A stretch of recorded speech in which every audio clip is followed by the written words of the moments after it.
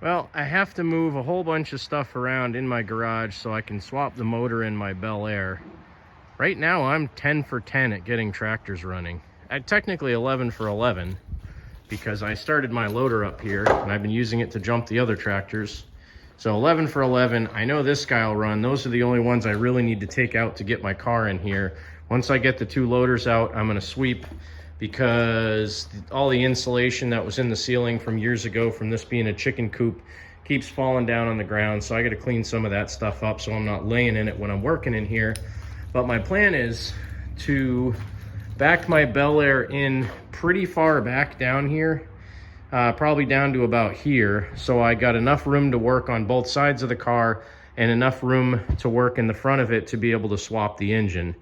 Main reason I'm putting it in this side of the garage is because the main area in my garage over here is kind of on an angle like that, and there's only a couple of feet of floor that's actually good enough to use my engine hoist on.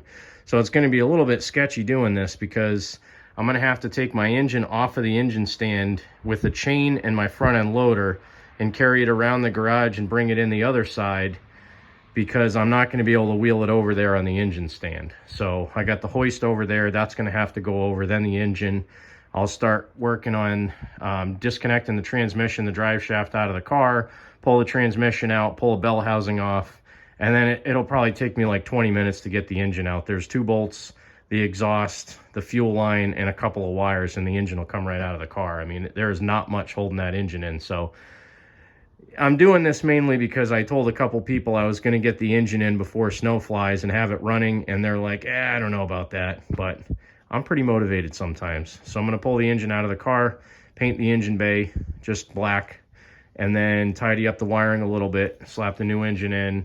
I got to change some seals and gaskets on the transmission while I have the transmission out, and then start putting everything back in. So it shouldn't be a very long process. There's not really much that I have to do to that engine. I put a water pump and everything on it, so it's literally ready to drop in the car. Some of the stuff that I haven't quite finished figuring out yet is like the valve covers. I don't know if I'm going to use these gold valve covers that I bought to match the oil pan, or if I'm going to use these old school Edelbrock valve covers that are on my 305 right now. Haven't quite decided yet. Either way, it's really not a bad option, but I cannot wait to get this engine stuffed in there. Well, it's about that time of year that I need to start getting ready for winter. You can see I haven't really cleaned up my yard yet, but I got to pick all those broken sticks up from that tree and just mow the leaves on the grass. This side's not too bad. I'll probably mow it too. But there's one other thing I need to do. I need to get a couple of tractors ready for snow, and I'm actually going to sell one.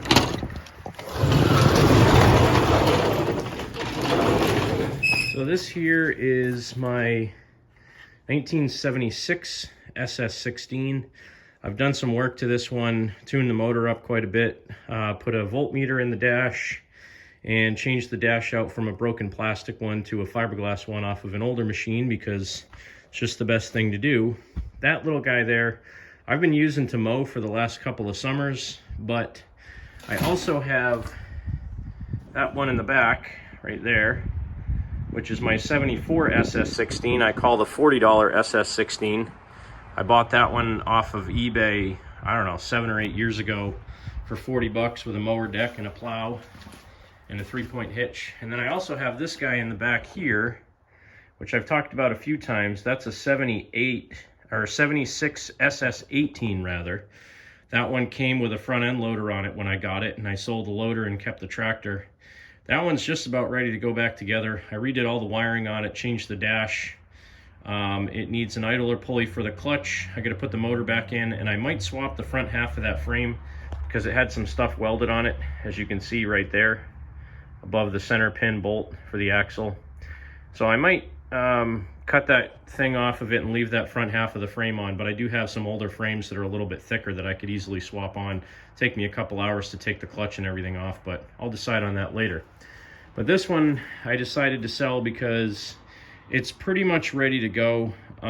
Like I said, I have used it for mowing the past couple of years, but I have so many tractors that I need to part with a couple This 69 here, as I said last year, a buddy of mine may buy it off me because he lost one in a fire. That was exactly the same, but the last couple times I talked to him, I haven't really heard back if he's still interested in it or not.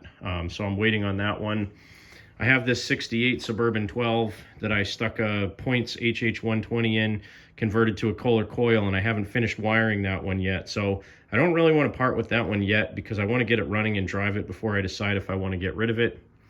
And I hate selling Onan machines, but Onans are really the only ones that can power snow blowers. And right now I have 5 Haben snow blowers. So for me to make some quick money before winter time, taking this tractor, putting some tire chains on it, taking my cast iron wheel weights off and putting some 55-pound wheel weights on it, throwing a Haben snowblower on it, that's the easiest way for me to get a machine ready to sell that I can put a blower on and just sell quickly. So that one's going to get done. Obviously the 3-point hitch is going to come off of that. Like I said, I'm going to take my cast iron weights off, take my mower deck off, and just make sure it's running and driving good. I've been using it all summer, so really there's no issues with this one other than the taillight fell off, which I need to remedy as well. But I think that's the one I'm going to end out selling, and I'm going to keep the 74 because I really like that one. I also have an original 73 over here somewhere. I moved all my stuff around so I could fit my car in here. Where's my 73? Probably in front of the car. Yeah. So this is my all original 73 SS16. So I don't mind parting with a 76 SS16 just because I still have this guy, I still have the 74, and I have the 76 SS18, which I still have to stick that BGMS back in it. But got to part with one of them. I just got too much stuff. My GT18, the stupid tire on that thing keeps going flat. I've unmounted it, mounted it with bead sealer like 4 times, and for some reason it just keeps losing the bead. So that's pissing me off. I got to change the tires on that one.